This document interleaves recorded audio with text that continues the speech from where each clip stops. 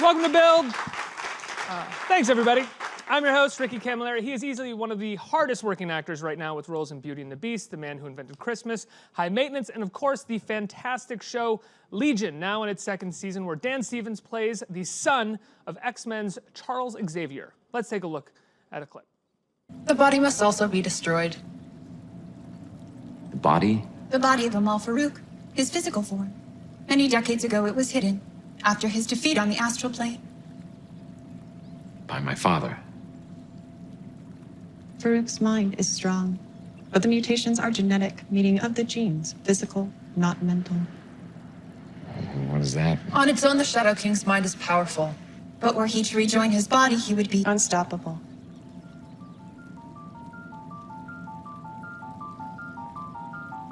So where is it? This information is not available to us at the present time. We are looking, as is the Shadow King. So you're saying it's a race? We're in a race. Everybody, Dan Stevens. Okay. First question. Yes. What the hell was happening What's going in that on? just in that clip? Not even the show, just in that clip. Well, he's meeting the Vermilion Yes. for the first time, who are I want to say one of, but they're sort of three of, or maybe more of, my favorite characters in the new season. They're kind of Sonny and Cher rolled into one. Yeah, so he's talking to Admiral Fukuyama, who's surrounded by these man ladies who are sort of wired up to his consciousness. It's very difficult to explain. And You're actually doing an amazing job. that is literally the explanation, but it doesn't sound like an explanation. Yeah, I mean, David is still trying to figure out what is going on. So he, like you, is probably quite lost in this world, I think. How many questions do you ask when you get to a scene in a day or get a script? How much do you understand? Or do you find yourself often showing up to set and being like, what's my intention in the scene? On? Okay, I'll do that. No, hopefully by the time we get to shooting it, I have some sense of what I think is going on. And very often that's all I need, and that's all the director requires, is that I feel like I know what's happening, and they'll make of that what they will. David is often in a very different place mentally to whoever he's interacting with, and so I can sort of pick a path for him. And didn't they kind of intentionally disorient you when shooting the first season? Wasn't there a sense of like keeping you away from certain storylines? I think Aubrey Plaza deliberately disoriented me, but I think that's just like She a does hobby that. of hers. Yeah. No, she was definitely playing a lot of weird mind games from Dave. Mind games usually include just going, I don't like you. I'm kidding. I do like you. Wait, I don't. And you're like, wait, I I'm think sorry. that's just, she saves that for her interviews probably. But no, with me it was more just like, I know everything that's going on. I was like, what do you mean? She's like, nothing, and just like walk over to the coffee table. I really didn't know what was going on the first season a lot of the time, and that I think that was deliberate, because David, as we find him in season 1, is really all over the shop and terrified and confused, and that was mostly what I was feeling a lot of the time. The second season, I think, having seen the first, we knew what a kind of crazy, beautiful show it could be. That didn't mean that the stuff coming in for season 2 was any clearer, but we still knew that we were in this very, very strange land, and so to expect the unexpected as opposed to just being completely baffled. It does feel like the second season is a bit different in terms of approach than the first season. Like the first season felt like it needed to be. First season is wonderful. It felt like it needed to be a bit more a part of the X-Men world, I think, whereas this season feels like it's very much its own world. Do you think? I mean, yeah, I suppose. I mean, there's a couple of little bits here and there which I feel are kind of leaning more into that, where Carrie's examining the orb and talks about Shi'ar technology, and everyone goes, what did he say? And then it was like, it's not mentioned for 3 episodes. It's like, get back to the Shi'ar thing. But we'll get there, maybe. I'm always vying for more psionic blades and things like that. I mean, I love what it does borrow from the comics and what it leaves behind. So I think it's as much in tone as anything else. It really borrows from the comics, the sense of humor, the madness, just the real playfulness of that particular storyline in the X-Men comics. I think that's what we take on and use. Do you guys talk about Twin Peaks at all while you're shooting it? Because it feels very, and not even the original Twin Peaks, which was, the new one is amazing. it feels a lot like the new Twin Peaks at times. That's very kind of you to say. I mean, I love both the Twin Peaks, and I mean, I don't know if it's a direct influence, and I know a lot of us involved in the show had been watching the new season because it was just in the ether when we were making it. It's just a weird sense of like, you can do this? Yeah. Like, Well, what that's the even thing. is TV anymore? Well, exactly. I mean, that really is what I think Noah is going for with this. Is like, yeah, you really can. I mean, part of the nature of that second season is, reality is what you make of it. And I think, these days a TV show is what you make of it. And there's absolutely no reason, especially with a character as mad as Legion, why it has to look or feel anything like any other show. And now that's going to upset some people and make some people uncomfortable, sure, and that's fine. And you can go and watch shows that make you, feed whatever that is that you need. Roseanne reboot. No, I'm kidding. Sure, there's a lot of parallels, but yeah, I think there's no reason at all why it can't look and feel different, and I think it does, and I think that is exciting some people. There's like, wow, this is very refreshing, and I think when there are 500 shows out there that you could possibly watch, why not have one that makes you, sort of tickles your brain in a different way? Well, it's thrilling in a way to watch it and consistently be going, I can't believe they're letting them do this. I can't believe they're allowed to get away with this. How does that work? Does the show get notes from anybody at FX? I mean, probably. I don't get those directly. I'm sure you don't. Yeah. Think. I think there's probably a couple of things that come in the assembly, because also, I've never been in something that differs so much from how it feels when you're making it to what you see on the screen. Does that make sense? Like, yeah, no, that makes perfect. Like when you're making it, does it feel not as kind of abstract as when you're watching it? Is that what you mean? I suppose. I mean, it's often quite abstract in my mind, and how I might assemble it in my head is totally different, and that's immaterial. But like, if you're shooting a conventional drama, you can go and watch playback on the monitor, and you're like, oh, okay, that's the scene. That's roughly what it's going to look like when it's on the big screen. With Legion, they take that, they put it inside somebody's eyeball and throw it out into the universe, and it comes back in a sort of splurge of something, and you're like, wow, I have no idea what I just saw.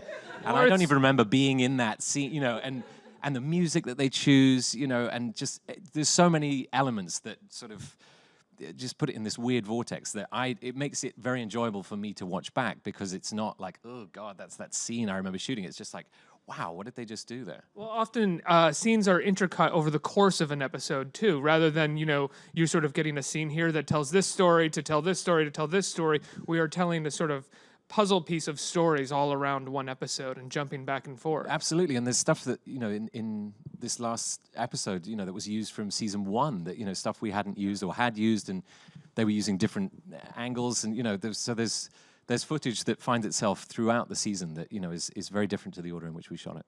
Are you the type of person who can watch your own work like often, and is Legion something different for you because you don't actually know what they're doing sometimes? I just need to figure it out. Yeah, I don't enjoy watching everything I've done back, but Legion, I think, is one of the most enjoyable because of that discombobulation. It's just like, it's so different to what I thought it was going to be. I'm still trying to figure out where it's going and what exactly is happening. And yeah, I just think it's such a trip to watch. I just really enjoy that hour of TV. Now, the last episode, I forgot what chapter it was. The timeline, the quantum physics timeline 14, episode. Yeah. You got to do a lot of work as an actor. What did you think when they brought that script to you, when they told you that they were going to do this episode? Yeah, it's a bit like somebody saying, okay, you're going to run the marathon in so many weeks. And that was one of the earlier scripts that Noah had written. He knew that he wanted to do this standalone multiverse episode that didn't feel... It was going to be shot in a slightly different style. It was going to be set in modern-day Los Angeles, where we're now shooting. It was going to have very, very different elements to it. Again, they didn't know quite where it was going to come in the season, but we knew we were going to be doing this at some point. And there was something like, 12 different characters in there, and there was obviously going to be a lot of prosthetics, and he just sort of handed me this. It was like, don't know when we're doing this, but just get thinking about that. And so that would be my project. Like, while we were doing episodes 1 to 7 or whatever, I would be working on that the whole time and thinking about where that was going to go. And I kind of loved it, really. It was a great challenge to be sort of handed early on in the season. and just so much fun to play with, and just to get to explore all those realities. And yeah, anything's possible with this show. And I hope if we go on to a second, third season even, there'll be even more playfulness to come in that kind of department. What was the toughest reality to wrap your head around to shoot? I mean, the homeless David was pretty intense, just because of there was the prosthetic makeup, so it was about 4 hours in makeup each day to get that look. And then Didn't you say you were like taking it off midday sometimes? well, to some shoot days we the- were shooting 3 different realities back to back, so they would so like the old man, that sort of sad bald old man David was actually more or less the homeless guy, but without the wig and beard, and with a slightly more bulbous nose, so they could use some of the prosthetics and build on that. But the homeless guy, they decided to sort of layer up in all these clothes, and it was like 94 degrees downtown LA. It was sort of shuffling around with this in this shopping cart in an area that is not too far from that reality, and it was quite intense. Just and there was a lot of long shots where they're just like, okay, you're going to take this shopping cart 2 blocks that way. So it wasn't like blocked We're over off. here. Right. Yeah, it's like bye, and I was just sort of shuffling along, trying not to faint, and it was really awesome, and again, just so different in the middle of shooting Legion for all of its vermilion and sort of weird neon and stuff. Suddenly to be in real LA, albeit heavily disguised. With a long lens and the streets aren't blocked off and PAs Yeah. probably aren't shuffling people to the other side of the Well, street. some of them were, and then there was one time where I was sort of melting in the heat, and I just like crouched down by a parking meter just to kind of not fall over, and Your bearings. this lady came up to me and gave me a quarter, and the PA almost stepped in to like stop her like approaching the actor like he was supposed to do or whatever, and he saw what was happening, and he just kind of very respectfully like bowed his head and let it happen, and I let it happen too, because I was like, I'm not gonna, I don't know, I think it would freak this lady out more to suddenly come out of character and be like, I'm fine, honestly. So anyway, Have you seen Beauty and the Beast? That was me. That was me. But it was a really kind of, it was an oddly sort of magical, beautiful moment, and very, very sort of touching. But yeah, I was melting. So I went and bought myself a popsicle. Would you ever expect that when you signed up to do a television show? I mean, I guess the other TV show they did was Downton, right? That Yeah. you would be shooting on an LA street with long lenses, and it would be a bit more guerrilla style. Rarely is TV ever shot that way. It's true, yeah. I mean, I didn't envisage that, no. But the fact that I'm allowed to do that is awesome, and I'd always envisaged the kind of variety that this show has afforded me. I mean, it's just the most playful thing I can imagine, and just the fact that, yeah, literally in the middle of a season, you go, right, okay, we're doing something totally different now, and you're going to do 9 different versions of this, and go, and it's just. Creatively, it inspires and challenges me in a way that I could only ever have dreamed, really. But I've always been looking for this kind of thing. Is that kind of your first priority when it comes to outside of working? But your first priority is to find challenges and to be challenged? I think so. I mean, it can be different things that sort of pique your curiosity, and sometimes it's the filmmaker or the script or a particular actor who's attached or something. It's got to be something that just sort of. With this, you jumped on initially because it was Noah Hawley, right? Yeah, Noah and this mad concept that was it was very, very brief, but it was just this guy who's been told he's insane and paranoid schizophrenic, and maybe that's not the whole truth, and unreliable narrator. I was like, fine, great. It just sounds it sounds it sounds wild. And having read some of Noah's books, like in one of his early books, Conspiracy of Tall Men, it's all about paranoid conspiracy theory anyway, which I'm kind of fascinated in anyway as a sort of So is Fargo. Fargo is very much like that as well. Yeah, it just sort of it scratches those worlds a little bit, and it's very fertile ground for storytelling, because you have the unreliable narrators and these sort of weird narratives that may or may not be true. And so for a show like this, it's perfect. And I knew that Noah's brain kind of fitted with this story was going to be a wild ride, whatever it was. And he promised me that it would be something weird and beautiful. That was like literally that was his pitch. It was like, I can't say any more, but it's going to be weird and beautiful. I was like, I'm in. If you're good at conspiracy theory, you're kind of good at storytelling. Conspiracies are storytelling in Good a lot of ones should ways. be, right? Yeah. Yeah. They should hold just enough water where you're like, ooh, maybe that's something. The human need for conspiracies is the human need for having a story that explains something. Trying to make sense of this weird world, and a lot of people are like, Legion's so weird, I can't figure out what's going on. It's like, yeah, but have you looked around lately? Like, it's not... Satire's become reality, guys. We're living in a surreal it's environment. It's unintentionally very, very relevant. I think people are like, oh, right, yeah, I'm trying to sort of figure out my reality right now, and like, what if this, what if that, and the sort of the multiverse theory is always fascinating, I think. What I also really like about Legion, about this far into the season, is that I was really lost for the first few episodes of this season, but in the last episode or two, I feel like good television does, it's kind of bringing the stories together in a lot of ways. Yeah, I mean, you shouldn't be fully satisfied 1 hour into an 11-hour story. I think the same with a novel. It's like, you don't want to.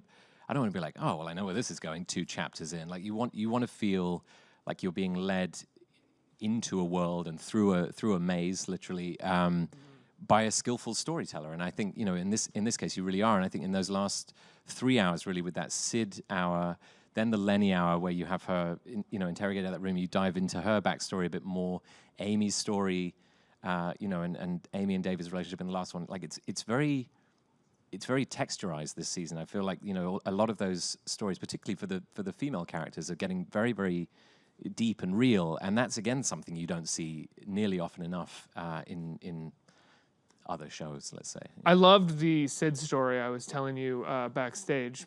Not just because, but the Bon Iver song at the top of it was pretty great, isn't it? Yeah. Do they tell you what kind of music they're going to be using for this stuff, or is No. that just a surprise for you when you go to watch it? Very occasionally there'll be a suggestion of like we would like this, this song plays, and if they can get it, then they do. But no, there's an amazing music supervisor called Maggie Phillips who works with Noah on choosing just the right stuff. And yeah, I mean, that song is beautiful anyway, and I think when you lay it on top of Sid's really tragic story, and it's a really beautiful episode. That it was directed by Ellen Kuras, who was the DP on Eternal Sunshine of the Spotless Mind, and is now going into directing. And she just had such a great vision, literally, but a beautiful sensitivity to this girl's story. And I was really proud of that episode and all the Sids there. It was great. This is one of the few TV shows that I feel like could sort of live or die based off of the directors that are brought onto each episode, where, TV is always known as the writer's medium. That's kind of the cliche about it, and movies are the director's medium. This show really feels like the directors have to know exactly kind of what they're going into and what their vision is per episode, because each episode kind of differs in a lot of ways. It does, and it can, like, tonally, it can be, there can be great shifts. I think it's really inviting some very playful and inventive filmmakers. We had Anna Lilia Mirpour did episode 2, and Girl Walks Home Alone at Night is an incredible film, and just such a fresh, weird take on that genre. And I think it's something that Noah and I were quite keen to establish with this show, was a kind of playground mentality where actors would want to come and do a guest because it's fun and weird, and directors who they might be developing X number of features, but do you want to come and try some weird stuff out, for an hour on this show? And Sandbox. We've got this weird lens, come on, like coaxing them in with a sort of weird jelly-eyed lens or something. Fisheye lens.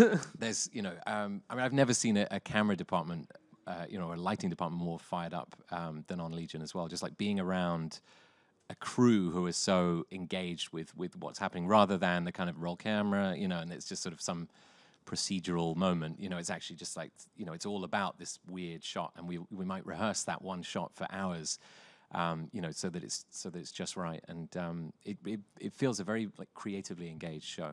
Well, crews get excited when they get to sort of creatively solve problems for what seem like really great creative ideas. Yeah, they can rally around that, but if you don't rally them around that, they are like, "Am I getting OT today?" Yeah. What time is lunch? Yeah. Move the truck. And each episode of Legion is, it is certainly problematic in a sense. It comes in and everyone's like, "What the hell? How are we going to do this?" But that was my first question for you in the green room. Was like, I don't understand how you guys get this show done in the time frame that TV shows need to get done. Time travel. There it is. Yeah, there it's the secret. I wish. No, you don't block shoot it, right? We don't. No, it's about 9 days an episode, I think, and we just come in and it happens somehow. Andrew Wiley cooks up the sets, and we just go in and live on them, and yeah, like I said, some very, inventive and very well prepared directors come in, and yeah, just let us at it, really.